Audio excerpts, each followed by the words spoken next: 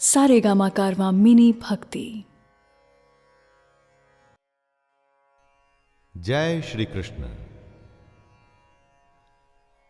भगवत गीता के अध्याय 10 में मैं शैलेंद्र भारती आपका स्वागत करता हूं। दोस्तों, इस अध्याय का विषय या शीर्षक है विभूति योग। जैसे जैसे गीता के अध्याय बढ़ रहे हैं, हमें श्री कृष्ण का तत्व समझ में आ रहा है। किसी भी काम का अगर आपने तत्व नहीं समझा तो वो काम न करने के बराबर है, और अगर उसका तत्व समझ लिया जाए तो उस काम को आपसे अच्छा और कोई नहीं कर पाएगा। जितना जितना ये समझ में आता जाएगा, उतना उतना आपका सोचने का नजरिया भी बदलता जाएगा। तो आइए शुरुआत करते हैं। अध्याय 10 विभूति योग। श्री भगवानुवाच भूय एव महाबाहो शृणु मे परमं वचः यत्तेऽहं प्रीयमाणाय वक्ष्यामि हितकाम्यया। कृष्ण अर्जुन से अपने परम रहस्य और प्रभाव युक्त वचन को दोबारा सुनने को कहते हैं।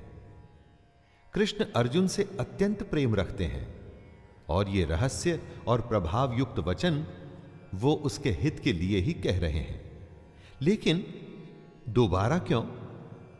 दोस्तों, परीक्षा से पहले अभ्यास के समय हर बात एक बार में समझ आ जाए ये जरूरी नहीं।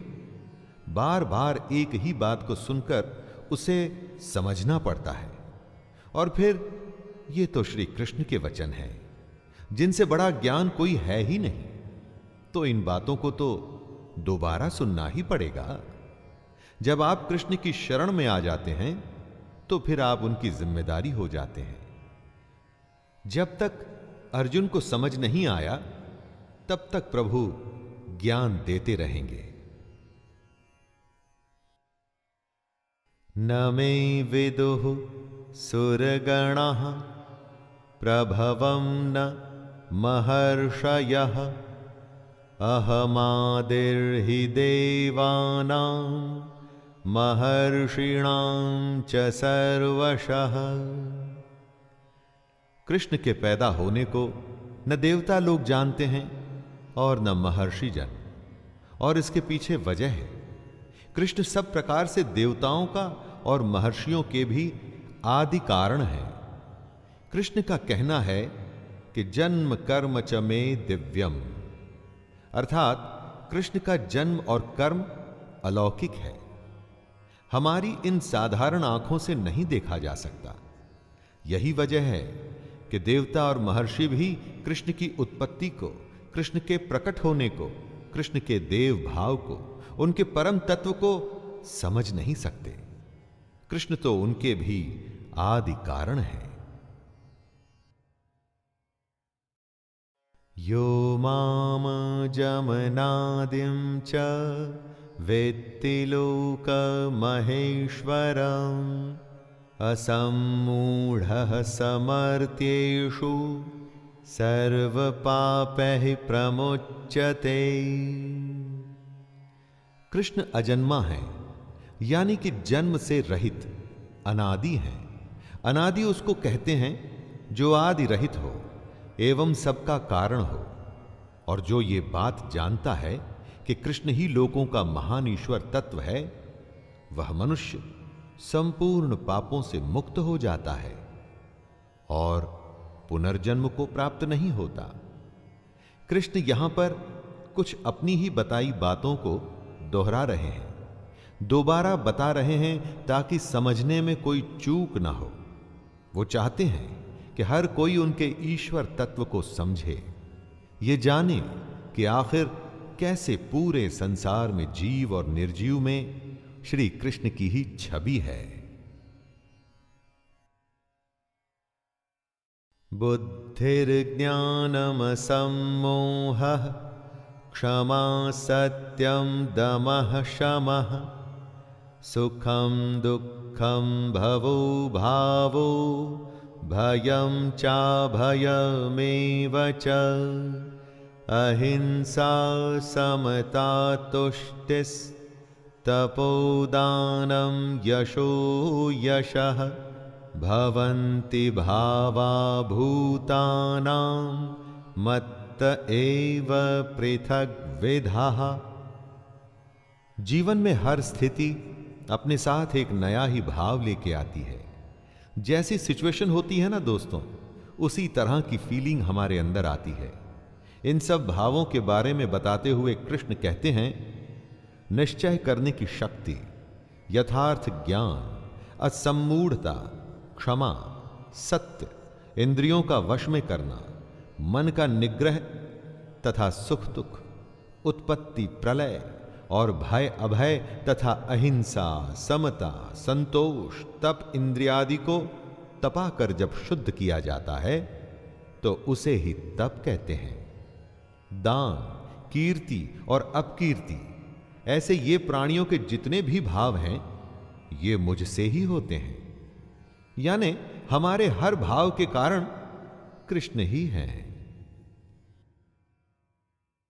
महर्षयः सप्त पूर्वे चत्वारो मनवस्तथा मद्भावा मानसा जाता येषां लोक इमाः प्रजाः।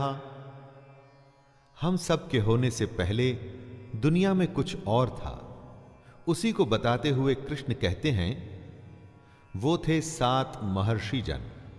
इन 7 महर्षि जन से भी पहले थे 4 सनकादि, अर्थात मन, बुद्धि, चित्त और अहंकार।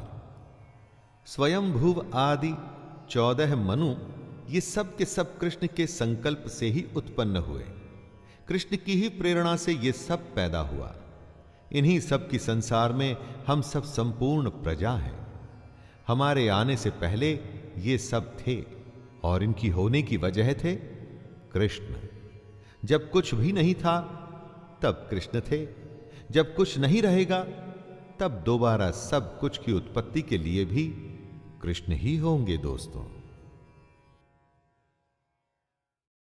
एतां विभूतिं योगं च मम यो वेत्ति तत्त्वतः सोऽविकम्पेन योगेन युज्यते नात्र संशयः।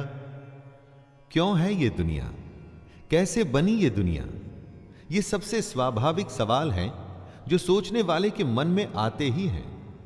इसी के लिए कृष्ण कहते हैं कि जो पुरुष उनके इस परम ईश्वरीय रूप विभूति को और योग शक्ति को तत्व से जानता है वो सबसे बड़ा ज्ञानी है। लेकिन ये योग शक्ति तत्व आखिर है क्या? जो कुछ है वो सिर्फ दृश्य मात्र संसार है, सब भगवान की माया है और एक कृष्ण ही सर्वत्र परिपूर्ण है जो हर किसी में है। बस ये जानना ही तत्व को जानना है दोस्तों। जो पुरुष इस तत्व को समझ जाता है वो निश्चल भक्ति योग से युक्त हो जाता है। अहम सर्वस्य प्रभवो मत्तः सर्वं प्रवर्तते इति मत्वा भजन्ते मां बुधा भाव समन्विताः। इस जगत में जो हम देखते हैं, जो सुनते हैं, जो ग्रहण करते हैं, उससे हमारे मन में कुछ भाव पैदा होते हैं। लेकिन कहां से आते हैं ये भाव? कभी सोचा है ये आपने? कुछ पाने का, कुछ छोड़ने का मन करता है। इसी के लिए कृष्ण कहते हैं, मैं ही संपूर्ण जगत की उत्पत्ति का कारण हूं और मुझसे ही सब जगत चेष्टा करता है। हम जो भी कोशिश करते हैं, हमारे सारे भाव, हमारी हर चेष्टा के पीछे कृष्ण है। तो दोस्तों जरा सोचिए, जब आप श्रद्धा और भक्ति से बुद्धिमान बनकर उस परमेश्वर को निरंतर भजेंगे तो कैसे भाव आएंगे आपके मन में? जब आप अच्छे कर्म करेंगे तो ऐसा हो नहीं सकता कि आपके मन में बुरे भाव आएं। मच्चित्ता मद्गत प्राणा बोधयन्तः परस्परं कथयन्तश्च मां नित्यं तुष्यन्ति च रमन्ति च। मदगत प्राणा अर्थात उस ईश्वर के लिए जिसने अपना जीवन अर्पण कर दिया है, कृष्ण में मन लगाने वाले और उन्हीं में अपने प्राणों को अर्पण करने वाले आपस में जब कृष्ण या परमेश्वर के बारे में चर्चा करते हैं तो उसका प्रभाव बहुत बड़ा होता है। इसीलिए सत्संग या हर सुबह और शाम की आरती को बहुत महान बताया गया है। जब सच्चे मन से कृष्ण को मानने वाले आपस में कृष्ण का कथन करते हैं तो वो हर तरह से कृष्ण में ही रमण करते हैं, कृष्ण में ही रहते हैं और फिर एक दिन उसी को प्राप्त भी होते हैं।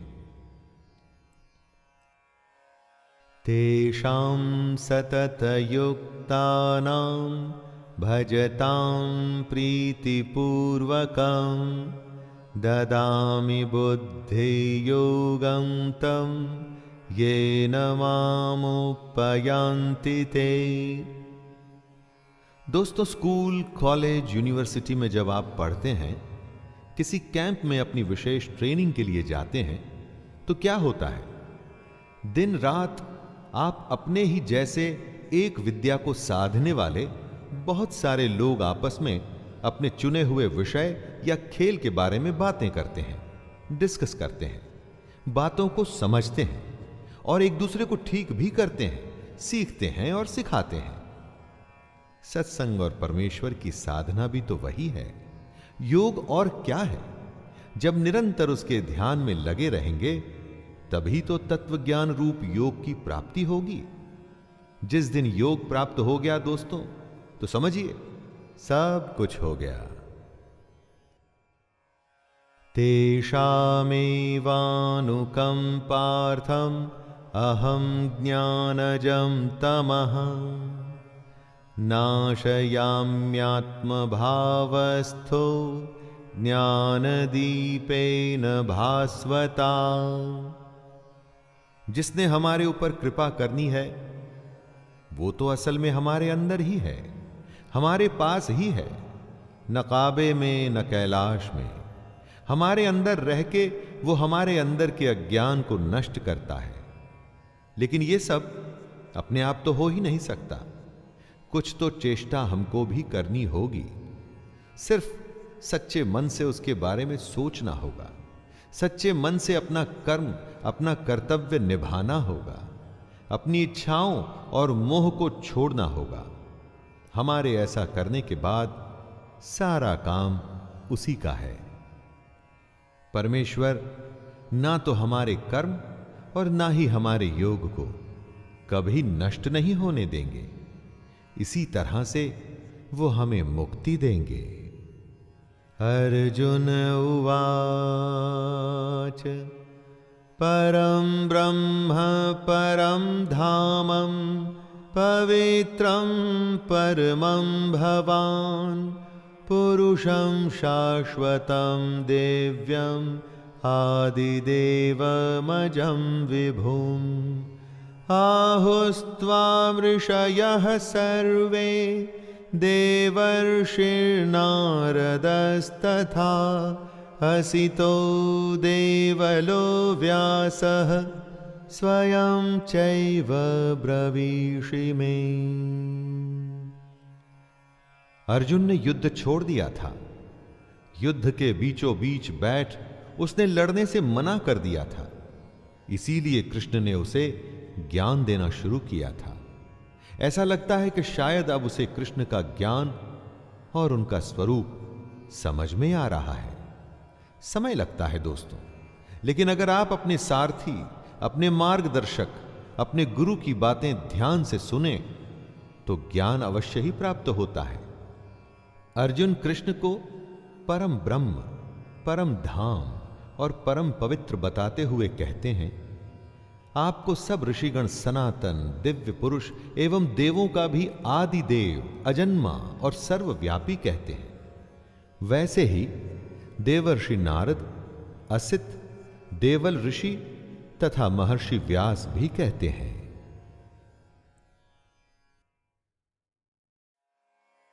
सर्वमेतद्ऋतं मन्ये यन्मां वदसि केशव, न हि ते भगवन् व्यक्तिं विदुर्देवा न दानवाः। अर्जुन को अब जब कृष्ण का असली रूप समझ में आ रहा है तो वो उन्हीं बातों को दोहरा रहा है जो कृष्ण ने कही थी। अभ्यास का दोहराना लेसन सीखने की एक बहुत बड़ी क्रिया है ना? याद करिए वो दिन जब परीक्षा से पहले न जाने कितने ही बार दोहरा दोहरा के आप ये सुनिश्चित करते थे कि परीक्षा के दिन आपको सब कुछ भली भांति याद हो। अर्जुन कहते हैं, हे केशव, जो कुछ भी मेरे प्रति आप कहते हैं इस सबको मैं सत्य मानता हूं।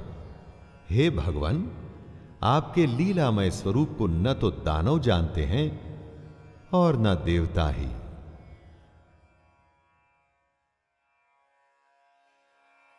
स्वयमेवात्मनात्मानं वेत्थत्वं पुरुषोत्तमं भूतभावन भूतेश देवदेव जगत्पते। अर्जुन कृष्ण को भूतों को उत्पन्न करने वाले कह रहे हैं। भूत अर्थात जो भी हमें दिखता है, ये सारी दुनिया, ये सब उसी की सृष्टि है। वही इन भूतों का ईश्वर है। अर्जुन आगे कहते हैं, हे देवों के देव, हे जगत के स्वामी, हे पुरुषोत्तम, आप स्वयं ही अपने से अपने को जानते हैं। दोस्तों, इस बात को दोबारा सुनिए। आप स्वयं ही अपने से अपने को जानते हैं। क्या मतलब हुआ इसका? कृष्ण हमारे अंदर होते हैं और हमारे अंदर रहते हुए ही वो हमारे अंदर वो भाव जगाते हैं जिससे हम कृष्ण के असली रूप को जान सकें। तो ये तो वही बात हुई कि अपने से अपने को जानना, है ना? वक्तुमर्हस्य शेषेण दिव्या ह्यात्मविभूतयः याभिर्विभूतिभिर्लोकान् इमांस्त्वं व्याप्य तिष्ठसि। ज्ञान का मार्ग आसान नहीं है। जो जानना चाहता है वो कभी रुकता नहीं, उसे और जानना होता है। ऐसे ही अर्जुन के साथ भी हो रहा था। कृष्ण के स्वरूप का ज्ञान अभी अर्जुन के लिए बाकी था। उसका संशय खत्म होना शुरू हुआ था, लेकिन पूरी तरह से खत्म नहीं हुआ। इसीलिए वो कृष्ण से कहते हैं, आप ही अपनी उन दिव्य विभूतियों को संपूर्णता से कहने में समर्थ हैं, जिन विभूतियों द्वारा आप इन सब लोगों को व्याप्त करके स्थित हैं। अर्जुन कृष्ण से उनकी विशेषता, उनकी खासियत जानना चाहता है, और वो ये भी जानता है कि अपनी विशेषता के बारे में सिर्फ और सिर्फ कृष्ण ही कह सकते हैं और कोई नहीं। कथं विद्यामहं योगिन्स त्वां सदा परिचिन्तयन् केषु केषु च भावेषु चिन्त्योऽसि भगवन्मया। अर्जुन अपने सवाल को बढ़ाते हुए पूछ रहा है कि वो किस प्रकार निरंतर चिंतन करता हुआ कृष्ण को जाने और किन किन भावों से कृष्ण उसके द्वारा चिंतन करने योग्य हैं। कैसे वो निरंतर कृष्ण का चिंतन करे और वो कौन से भाव हैं जिनसे वो कृष्ण के बारे में सोचे। अर्जुन की इस पिपासा, जिज्ञासा से हमें यह सीखना चाहिए दोस्तों कि जब तक कि ज्ञान पूरा न मिल जाए हमें रुकना नहीं चाहिए। इसी तरह की निष्ठा, इसी तरह की तन्मयता यानी कि लगन आपको अपने क्षेत्र में बेस्ट बनाती है या वर्ल्ड चैंपियन बनाती है। विस्तरेणात्मनो योगं विभूतिं च जनार्दन भूयः कथयः तृप्तिर्हि शृण्वतो नास्ति मे मृतम्। अर्जुन कृष्ण की योग शक्ति विभूति के बारे में विस्तार पूर्वक जानना चाहता है। कृष्ण के वचन सुन अर्जुन के विषाद से भरे मन को आराम मिल रहा था। वो उनकी बातें और सुनना चाहता था। उसको अभी भी शांति प्राप्त नहीं हुई थी, बल्कि उसकी जिज्ञासा और भी बढ़ गई थी। ये पहचान थी दुनिया के सबसे बड़े धनुर्धर की। वो रुकता नहीं था जब तक कि अपने अभ्यास में, अपने काम में सर्वश्रेष्ठ, दी बेस्ट न हो जाता। दोस्तों, आप अपने जीवन में कब संतुष्ट होते हैं? एवरेज होके या दी बेस्ट होके? श्री भगवानुवाच हन्तते कथयिष्यामि दिव्या ह्यात्मविभूतयः प्राधान्यतः कुरु श्रेष्ठ नास्त्यन्तो विस्तरस्य मे। अर्जुन कृष्ण का विस्तार, उनकी सीमा जानना चाहता है। कृष्ण सादगी से कहते हैं, तू मेरी विभूति, मेरी विशेषता के बारे में सुन, क्योंकि मेरे विस्तार का तो कोई अंत ही नहीं। दोस्तों, कृष्ण की क्या सीमा है? वो कहां तक जाते हैं? वो हम लोगों के लिए या अर्जुन के लिए ये जानना संभव है क्या? ना, ये संभव नहीं है दोस्तों। जो अनादि और अनंत है, यानी कि जिसका कोई आरंभ ही नहीं, जिसका कोई अंत नहीं, विदाउट बिगिनिंग और एन एंड, उसके विस्तार को आप कैसे समझोगे? हां, लेकिन जरूरी है कृष्ण के स्वरूप को समझना, और वही बात स्वयं कृष्ण समझा रहे हैं। अहमात्मा गुडाकेश सर्वभूताशयस्थितः अहमादिश्च मध्यम च भूतानामंत एव च। कृष्ण कहते हैं, हे अर्जुन, मैं सब भूतों के हृदय में स्थित सबकी आत्मा हूं तथा संपूर्ण भूतों का आदि, मध्य और अंत भी मैं ही हूं। हमारे अंदर जो आत्मा स्थित है, जिससे हमको मिलना है, जिसको हमें जानना है, वो कृष्ण ही है। हमारी शुरुआत, मध्य और आखिरी पड़ाव भी कृष्ण ही है।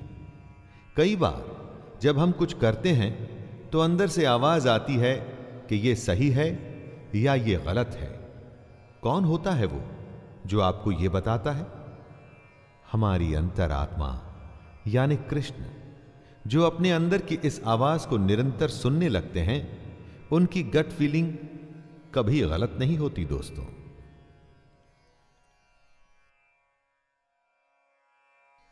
आदित्यानामहं विष्णुर्ज्योतिषां रविरंशुमान् मरीचिर्मरुतामस्मि नक्षत्राणामहं शशि।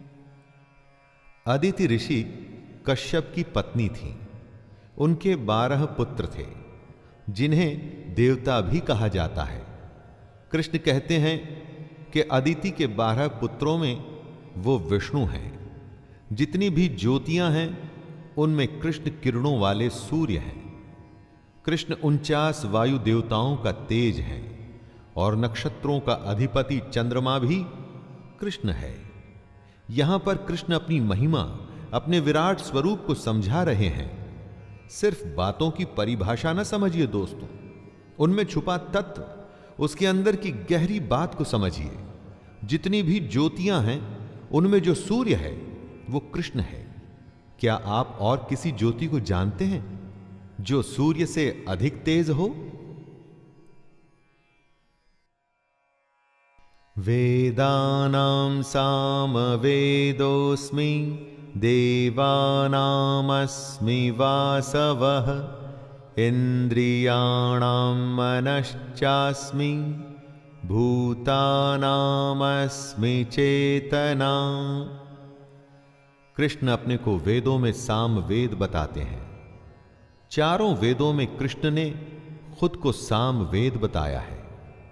जितने भी देव हैं उनमें वो इंद्र हैं। हमारी जो 5 इंद्रियां हैं उनमें कृष्ण मन है। मन को जीत लेने पर इंद्रियों को वश में करना मुश्किल नहीं होता। इसीलिए कृष्ण हमेशा मन पर विजय पाने की बात करते हैं। और जितने भी प्राणियों की जो चेतना है, यानी कि उनकी जीवन शक्ति, वो शक्ति जो उनमें संचार करती है, जिसकी वजह से हम सारे प्राणी जिंदा हैं, वो चेतना कृष्ण ही हैं। जब हमारे प्राण निकल जाते हैं, हमारी चेतना चली जाती है, तो समझिए कि हम में से कृष्ण निकल गए।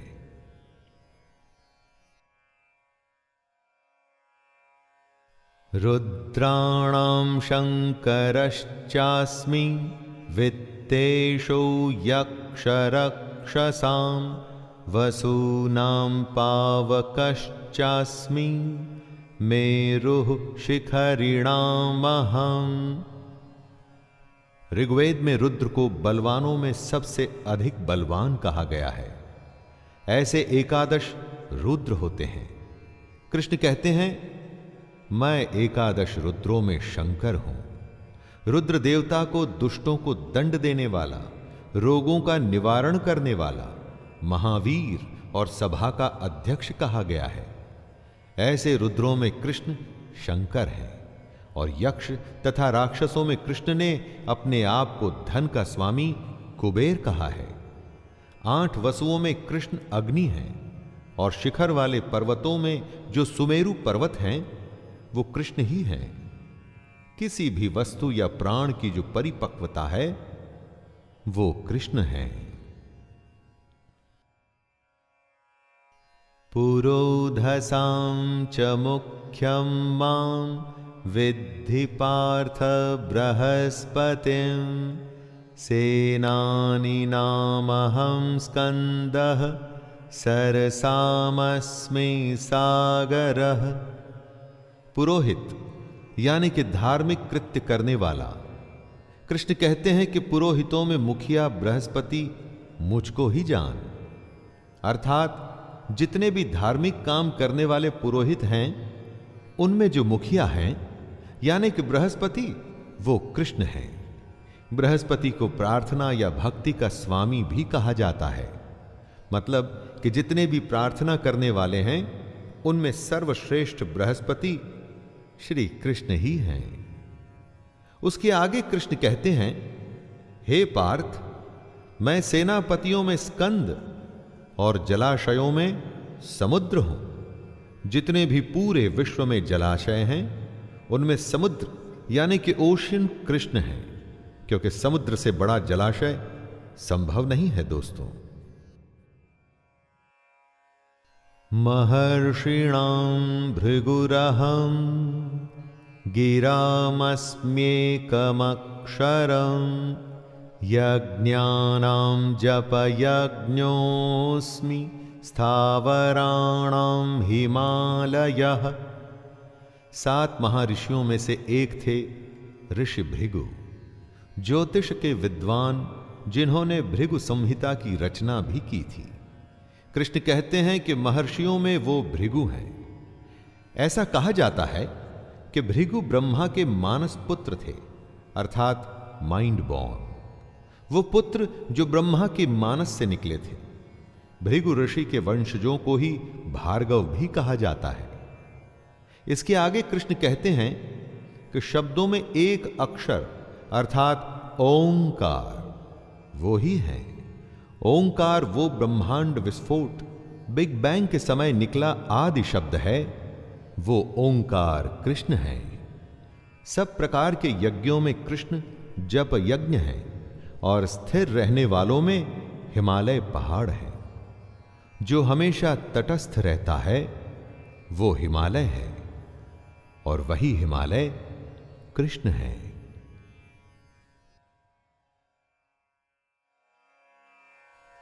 अश्वत्थः सर्ववृक्षाणां देवर्षीणां च नारदः गन्धर्वाणां चित्ररथः सिद्धानां कपिलो मुनिः। जितने भी वृक्ष हैं उनमें से कृष्ण ने अपने आप को अश्वत्थ कहा है। अश्वत्थ यानी कि पीपल। पीपल की संज्ञा को खुद से कृष्ण ने इसलिए जोड़ा क्योंकि इससे वो ये समझाना चाहते हैं कि ऊपर परमात्मा जिसका मूल है और नीचे प्रकृति जिसकी शाखाएं हैं, जिसकी जड़ें तो ऊपर हैं और जिसकी शाखाएं नीचे हैं। नीचे प्रकृति और ऊपर परमात्मा। इसीलिए सब वृक्षों में कृष्ण अपने को पीपल का वृक्ष कहते हैं। देवर्षियों में कृष्ण, नारद मुनि और गंधर्वों में चित्ररथ और सिद्धों में कपिल मुनि कृष्ण ही हैं। उच्चैः श्रवसमश्वानां विद्धि माममृतोद्धवम् ऐरावतं गजेन्द्राणां नराणां च नराधिपम्। कृष्ण अपने को घोड़ों में अमृत के साथ उत्पन्न होने वाला उच्चैः श्रवा नामक घोड़ा बताते हैं। घोड़ा गति का प्रतीक है दोस्तों। आत्मा के तत्व को पकड़ने के लिए मन जब गति पकड़ता है तो वो घोड़ा है, और वो घोड़ा जो अमृत के साथ जन्मा वो श्रेष्ठ है। दुनिया में हर वस्तु नाशवान है, लेकिन आत्मा अजर अमर है, यानी अमृत स्वरूप। दोस्तों, श्रेष्ठ हाथियों में कृष्ण ऐरावत नामक हाथी हैं, और मनुष्यों में जो राजा है वो कृष्ण है। हर एक अवस्था या वस्तु में जो सबसे श्रेष्ठ है वही कृष्ण है। आयुधानामहं वज्रं धेनूनामस्मि कामधुक् प्रजनश्चास्मि कंदर्पः सर्पाणामस्मि वासुकिः। दोस्तों, आपने बहुत बड़े बड़े वेपन्स देखे होंगे युद्धों में या फिल्म्स में। पुराने समय में एक शस्त्र होता था वज्र, जिससे बड़ा कोई शस्त्र नहीं होता था। यह वज्र दधीचि ऋषि की अस्थियों से बना था, इसलिए यह श्रेष्ठ था। सब शस्त्रों में कृष्ण ही वज्र हैं। गौओं में अपने आप को कृष्ण बता रहे हैं कामधेनु। पुरुष और नारी अगर साथ नहीं आएंगे तो यह दुनिया खत्म हो जाएगी। और जब शास्त्र द्वारा बताई गई रीति से संतान की उत्पत्ति करते हैं तो उस संतान को उत्तम बताया जाता है। शास्त्रोक्त रीति से संतान की उत्पत्ति का जो हेतु है वो कामदेव, वो भी कृष्ण है। सर्पों में सर्पराज, जी हां वासुकी, वो भी कृष्ण ही हैं। अनन्तश्चास्मि नागानां वरुणो यादसामहं पितॄणामर्यमा चास्मि यमः संयमतामहं। कृष्ण कहते हैं, नागों में मैं शेष नाग हूं। शेष नाग वो नाग है जिसके 1000 फन होते हैं, इसीलिए इन्हें अनंत शेष नाग कहा जाता है। विष्णु भगवान इसी पर विराजमान होकर के सोते हैं। पौराणिक कथाओं में ऐसा कहा गया है कि हमारी धरती को शेष नाग ने ही धारण किया हुआ है। जलचरों में कृष्ण अधिपति वरुण देवता हैं और पितरों में अर्यमा नामक पितर है, तथा शासन करने वालों में यमराज मैं ही हूं, ऐसा कृष्ण कहते हैं। जीवन के हर क्षेत्र से कोई ना कोई एक उदाहरण चुन लीजिए, उसकी विशेषता और श्रेष्ठता में आपको कृष्ण ही नजर आएंगे। यही बात हमें कृष्ण समझा रहे हैं कि वे क्या हैं। प्रह्लादश्चास्मि दैत्यानां कालः कलयतामहं मृगाणां च मृगेन्द्रोऽहं वैनतेयश्च पक्षिणां। दैत्यों में कृष्ण प्रह्लाद है, वही प्रह्लाद जो हिरण्यकश्यप का पुत्र था। लाखों कोशिशों के बावजूद जिसे हिरण्यकश्यप मार नहीं पाया था। कृष्ण आगे कहते हैं कि गणना करने वालों का समय वो ही है। क्षण, घड़ी, दिन, पक्ष, मास आदि में जो समय है वो कृष्ण ही है। दोस्तों जरा सोचिए, जब समय बीतता है तो क्या होता है? समय को अगर आपको डिफाइन करना हो तो क्या कर पाएंगे आप? क्या चीज है समय? हर पल हर समय जो बीत रहा है, लेकिन उसे समझाना या समझना बहुत ही मुश्किल है। और वही समय कृष्ण है। पशुओं में कृष्ण सिंह है और पक्षियों में वो गरुड़ है। पवनः पवतामस्मि रामः शस्त्रभृतामहं झषाणां मकरश्चास्मि स्रोतसामस्मि जाह्नवी। यज्ञ से सारा माहौल, सारा वातावरण शुद्ध हो जाता है। ऐसी पवित्र करने वाली वायु कृष्ण है। वायु के बिना जीवित रहना असंभव है। बुरे से बुरे प्रदूषण से जब वातावरण बिगड़ जाता है, तब शुद्ध वायु ही उसको पवित्र करके सांस लेने लायक बनती है। और ये वायु कृष्ण है। जो शस्त्र उठाते हैं, युद्ध करते हैं, उनमें कृष्ण श्री राम है। मर्यादा पुरुषोत्तम दशरथ पुत्र राम, रावण का वध कर धर्म की स्थापना करने वाले राम। मछलियों में कृष्ण मगरमच्छ हैं और नदियों में कृष्ण श्री भागीरथी की गंगा जी है।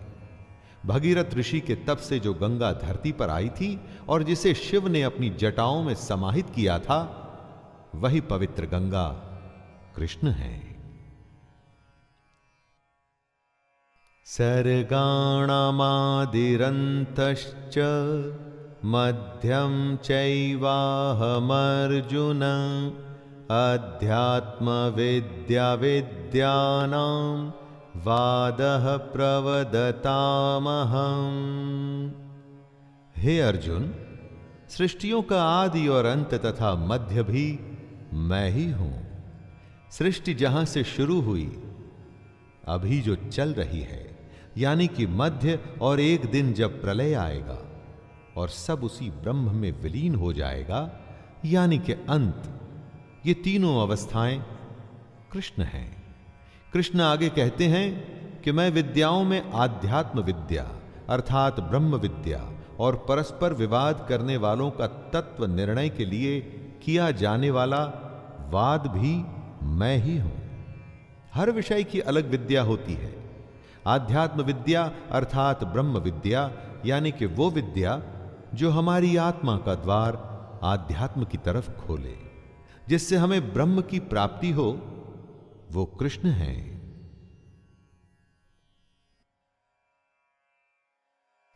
अक्षराणामकारोऽस्मि द्वन्द्वः सामासिकस्य च अहमेवाक्षयः कालो धाताहं विश्वतो मुखः। हर एक भाषा के वर्णाक्षर यानी कि अल्फाबेट्स होते हैं दोस्तों, और कृष्ण कहते हैं कि अक्षरों में मैं अकार हूं। अकार का अर्थ है अ अक्षर, यानी कि हमारी वर्णमाला जहां से शुरू होती है वो अ। कहीं यही वो पहला अक्षर तो नहीं जो कोई शिशु सबसे पहले अपने मुंह से निकालता है। कृष्ण कहते हैं कि समासों में मैं द्वंद्व नामक समास हूं। द्वंद्व समास यानी कि वो समास जिसमें दोनों पद प्रधान होते हैं। अक्षय काल अर्थात काल का भी महाकाल तथा सब और मुख वाला विराट स्वरूप सबका धारण पोषण करने वाला भी मैं ही हूं। मृत्युः सर्वहरश्चाहम् उद्भवश्च भविष्यताम् कीर्तिः श्रीर्वाक्च नारीणां स्मृतिर्मेधा धृतिः क्षमा। कृष्ण अपने बारे में ही विभूतियां बताते हुए कह रहे हैं कि मैं सबका नाश करने वाला मृत्यु और उत्पन्न होने वालों का उत्पत्ति हेतु हूं। जब कोई पैदा होता है तो उसका कारण वजह कृष्ण है। जिस भी किसी का जन्म हो रहा है उसकी वजह कृष्ण को ही माने। और फिर जब देह का समय पूरा हो जाता है, जब समय हो जाता है आत्मा के शरीर को बदलने का, तो मृत्यु भी कृष्ण ही है। स्त्रियों में कीर्ति यानी कि ग्लोरी दोस्तों, श्री यानी कि सम्मान, वाक यानी कि बोलना, स्मृति मेधा यानी कि इंटेलेक्ट, धृति यानी कि बराबरी और क्षमा मैं ही हूं। बृहत्साम तथा साम्नां गायत्री छन्दसामहं मासानां मार्गशीर्षोऽहं ऋतूनां कुसुमाकरः। श्रुति यानी कि सुना हुआ, ईश्वर की वो वाणी जो सुनी जाती है। कृष्ण अपना परिचय देते हुए अर्जुन से कह रहे हैं, गायन करने योग्य श्रुतियों में मैं बृहत्साम हूं। बृहत्साम का मतलब होता है ऐसा गायन जो स्वर्ग लोक श्रेष्ठत्व, मन और तेज को स्वर आलाप से व्यंजित करता हो, यानी कि वो सबसे बड़ा गायन जो ऋचाओं में स्वर प्रधान है। छंदों में गायत्री छंद हूं, यानी कि गायत्री महामंत्र, तथा महीनों में मार्गशीर्ष और ऋतुओं में वसंत भी मैं ही हूं। द्यूतं छलयतामस्मि तेजस्तेजस्विनामहं जयोस्मि व्यवसायोस्मि सत्वं सत्ववतामहं। छल कई तरीके के होते हैं। पैसों का छल होता है, रिश्तों में छल होता है, राजनीतिक छल होता है। जैसे दोस्तों क्रिकेट में मैच फिक्सिंग जैसे छल भी तो होते हैं ना। जितने भी छल हैं, इनमें सबसे भयंकर छल कौन सा होता है वो जानते हैं? जो पल में कुछ भी करने की क्षमता रखता हो, वो है जुआ। इसीलिए कृष्ण कहते हैं कि मैं छल करने वालों में जुआ हूं। प्रभावशाली पुरुषों का जो प्रभाव है, उनका जो ओज है, वो भी कृष्ण ही है। जो जीत जाते हैं उनकी विजय कृष्ण है। निश्चय करने वालों का निश्चय और सात्विक पुरुषों का सात्विक भाव भी कृष्ण ही है। वृष्णीनां वासुदेवोऽस्मि पाण्डवानां धनञ्जयः मुनीनामप्यहं व्यासः कवीनामुशना कविः। यादवों के अंतर्गत एक वृष्णि वंश भी था। उसी के संदर्भ में कृष्ण कहते हैं कि वृष्णि वंशियों में मैं वासुदेव हूं, अर्थात जो इस समय स्वयं अर्जुन के सामने खड़े थे वो कृष्ण। कृष्ण आगे कहते हैं कि पांडवों में वो धनंजय हैं, अर्थात अर्जुन। पांडवों में हर किसी के पास गुणों की कमी नहीं थी, लेकिन उनमें सर्वश्रेष्ठ अर्जुन ही थे। तो स्वाभाविक ही है कि उन सब में से अगर कोई कृष्ण हो सकता था तो अर्जुन। मुनियों में वो वेद व्यास है, महाभारत के महान रचयिता, और कवियों में शुक्राचार्य कवि भी कृष्ण ही हैं। दंडो दमयतामस्मि नीतिरस्मि जिगीषतां मौनं चैवास्मि गुह्यानां ज्ञानं ज्ञानवतामहम्। मैं दमन करने वालों का दंड अर्थात दमन करने की शक्ति हूं। दबाने का काम सिर्फ शक्ति का काम होता है, उसमें और कुछ काम नहीं आता। इसीलिए जिन्होंने दमन करना है, दबाना है, उनके दबाने की शक्ति कृष्ण है। जीतने की इच्छा वालों की नीति हो। जीतने के लिए बहुत कुछ करना पड़ता है, श्रम, इच्छा शक्ति, अभ्यास और जाने क्या क्या, लेकिन बिना नीति के जीत संभव नहीं है दोस्तों। गुप्त रखने योग्य भावों का जो रक्षक होता है वो होता है मौन, और वह मौन मैं हूं। अगर मौन नहीं टूटेगा तो कभी गुप्त भाव भी प्रकट नहीं होगा, और ज्ञानवानों का तत्व ज्ञान भी मैं ही हूं।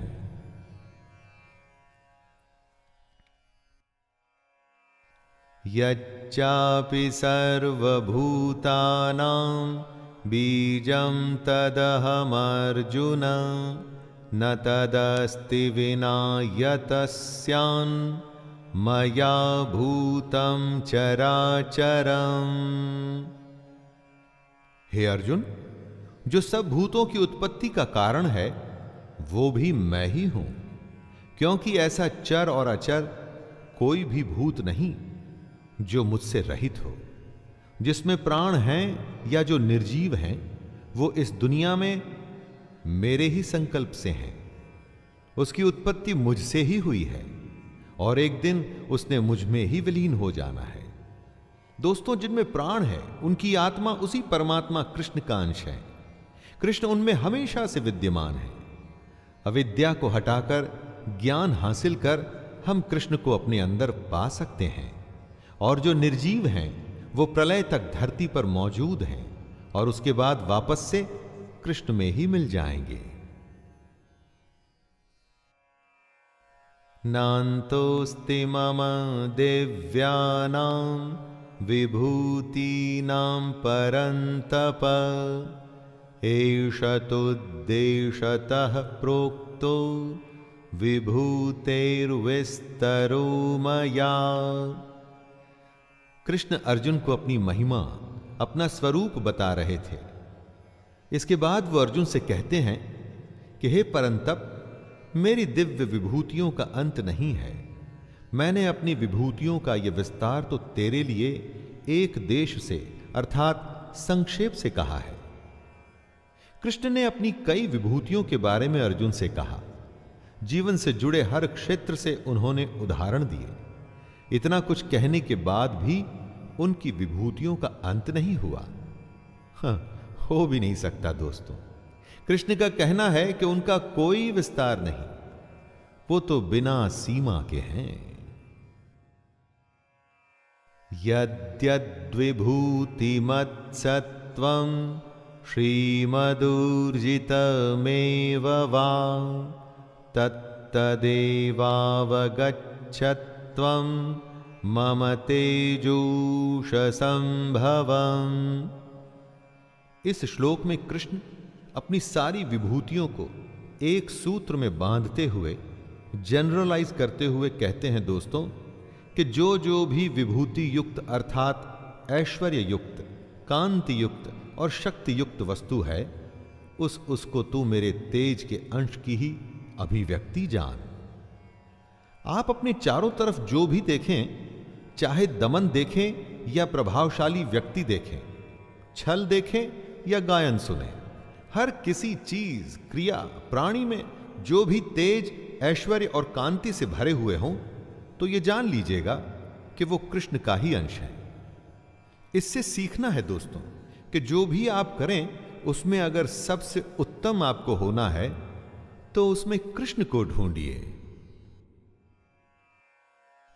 अथवा बहुनैतेन किं ज्ञातेन तवार्जुन विष्टभ्याहमिदं कृत्स्नम् एकांशेन स्थितो जगत्।